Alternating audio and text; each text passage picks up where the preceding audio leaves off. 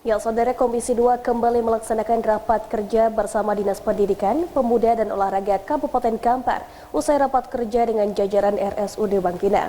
Rapat kerja yang juga dipimpin Ketua Komisi 2 DPRD Kampar ini membahas persoalan pemerataan distribusi tenaga pengajar serta mulai berkurangnya minat orang tua siswa untuk memasukkan anaknya ke sekolah negeri pada penerimaan siswa pada tahun 2023.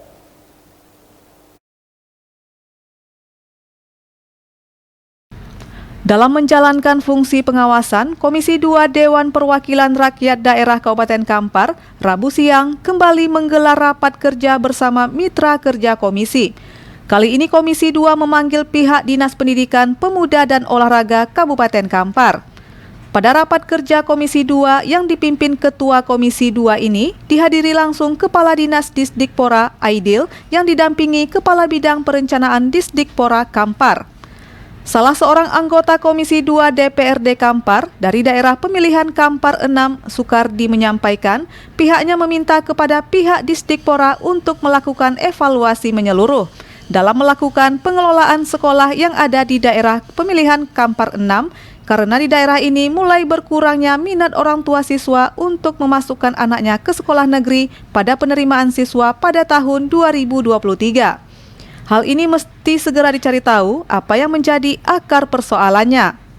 Kemudian untuk yang SD, Pak, itu SD itu yang di Bina Baru khususnya ya, Kecamatan Kampar Tengah itu di situ ada SD itu ada tiga sekolah.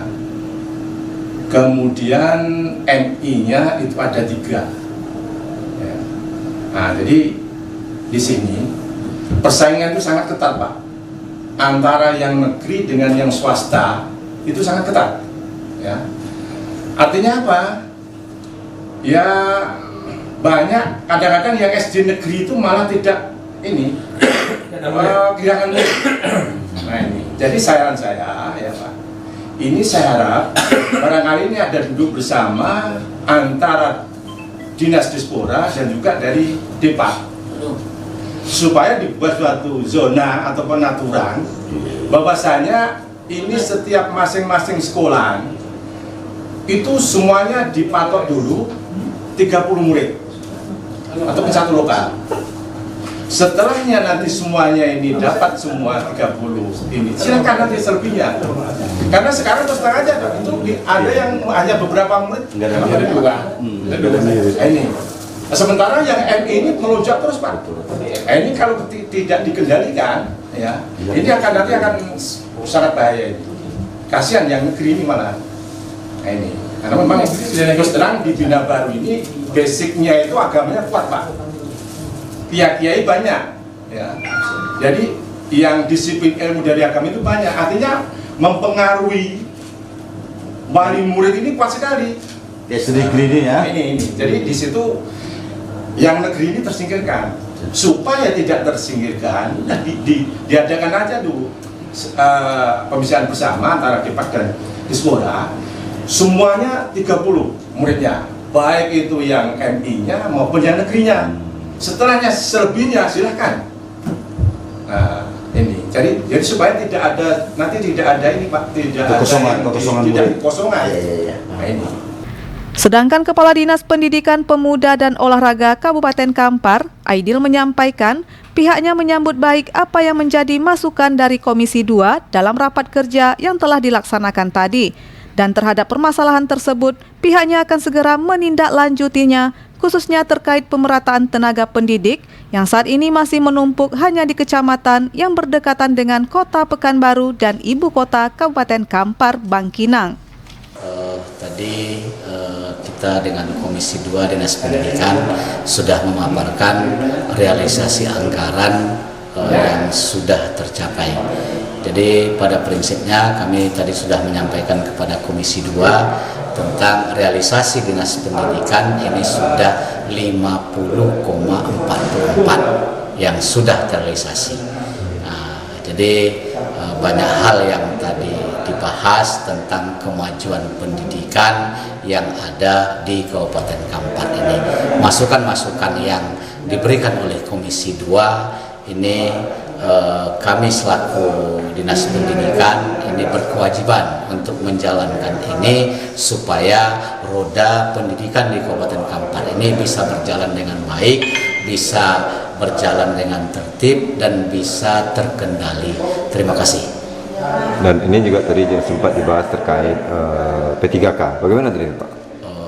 Persoalan P3K ini Dinas Pendidikan sudah memberikan data ke BKPSDM dan BKPSDM ini sudah sampaikan data ini lewat pusat dan menyeleksi ini adalah ranahnya pusat, bukan ranah daerah. Dan apakah ini datanya sudah turun dari pusat untuk penerimaan yang tahun ini Pak? Yang tahun ini secara belum sampai dan kita pun belum tahu ini, nanti sama-sama kita tunggu dan tidak dengan waktu yang terlalu lama, nanti kita berharap ini supaya bisa turun dari pusat. Sedangkan Ketua Komisi 2 DPRD Kampar, Habibur Rahman menyampaikan pihaknya sangat mengapresiasi atas capaian realisasi anggaran di dinas ini yang cukup tinggi, yakni di atas 53%.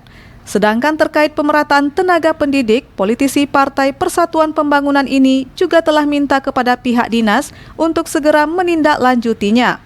Karena tidak ingin lagi nantinya masih ada sekolah negeri tidak memiliki tenaga pendidik dari aparatur sipil negara atau hanya 1 atau 2 orang saja yang berstatus ASN.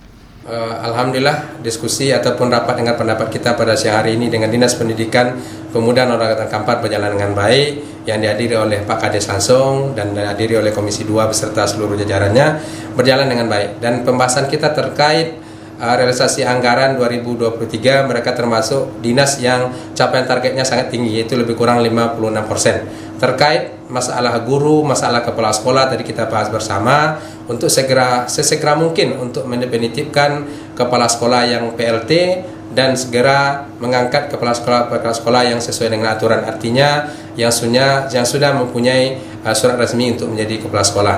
Terkait pemerataan guru, kita berharap juga ini dilakukan oleh Dinas Pendidikan Pemuda Kampar untuk meratakan guru yang ada di Kabupaten Kampar, artinya tidak ada lagi guru yang tidak ada PNS di sana.